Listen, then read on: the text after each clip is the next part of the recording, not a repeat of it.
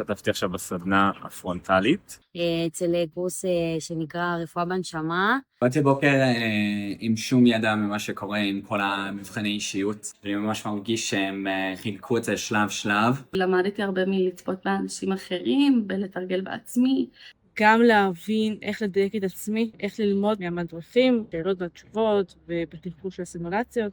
איך להתנהל מול שחקן, איך להתנהל בסיטואציה של דילמה מוסרית ורפואית. בעיקר למדתי על עצמי בסיטואציה. מסבירים ממש טוב, גם זה איזשהו מקום לשאול שאלות. מקבלים מענה טוב, למרות שהם הכי זמינים בעולם גם בלי שום קשר לסדנה. יש צוות של ממש רופאים שמלווים אותנו ומסבירים לנו, ולכל שאלה הם פנויים.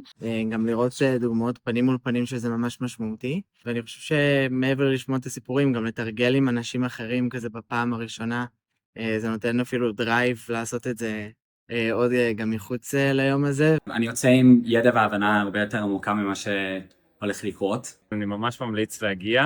אני חושב שגם הקורס האינטרנטי נותן הרבה מאוד כלים ועונה על הרבה מאוד שאלות שהיו לי לפני. אז אני חייבת לציין לחיוב את היום הזה. אז אני מאוד הייתי מרוצה.